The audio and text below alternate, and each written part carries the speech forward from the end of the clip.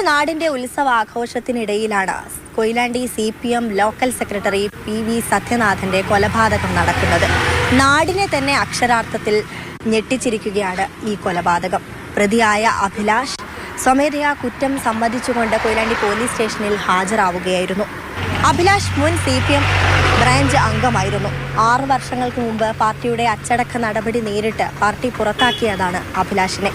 ഈ കൊലപാതകത്തിൽ രാഷ്ട്രീയ പ്രേരണകൾ ഒന്നും തന്നെ ഇല്ലെന്നും ഉണ്ടെങ്കിൽ പോലീസ് അത് അന്വേഷിക്കട്ടെ എന്നുമാണ് CPM ജില്ലാ സെക്രട്ടറി P. മോഹനൻ മാസ്റ്റർ പറയുന്നത്. ഒരു പ്രതിയാണെന്ന് കരുതുന്ന ഒരാൾ ഇന്നലെ തന്നെ പോലീസ് കസ്റ്റഡിയിലായിട്ടുണ്ട്. ഞങ്ങൾ മനസ്സിലാക്കുന്നത് വ്യക്തിപരമായ കടുത്ത വിരോധത്തിൻ്റെ അടിസ്ഥാനത്തിൽ ഈ പ്രതിയാണെന്ന് കരുതുന്നയാൾ ഇങ്ങനൊരു കൊലപാതകം, ക്രൂരമായ കൊലപാതകം നടത്തിയെന്നാണ് ഞങ്ങൾ മനസ്സിലാക്കുന്നത്. മദ്യപാനം ഉൾപ്പെടെയുള്ള ദൂഷ്യ സ്വഭാവങ്ങൾ ചൂണ്ടിക്കാണിച്ചുകൊണ്ട് അഭിലാഷിനെ പാർട്ടി പുറത്താക്കുകയായിരുന്നു. ഈ പാർട്ടിയുടെ നടപടിയുടെ പേരിൽ അതൊരു വ്യക്തിവൈരാഗ്യം ആവേണ്ടതില്ല എന്നാണ് സ്ഥലം MLA കാനത്തിൽ ജമീൽ പറയുന്നത്.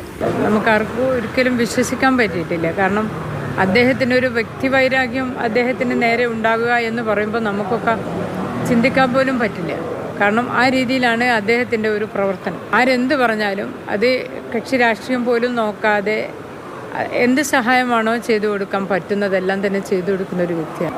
ഒരു വലിയ പ്രയാസം, തീരാ നഷ്ടമാണ് എന്നുള്ളതാണ്. കൊയിലാണ്ടി പാർട്ടിക്ക്, കൊയിലാണ്ടി പ്രദേശത്തും ഏറ്റവും വലിയൊരു നഷ്ടമാണ്.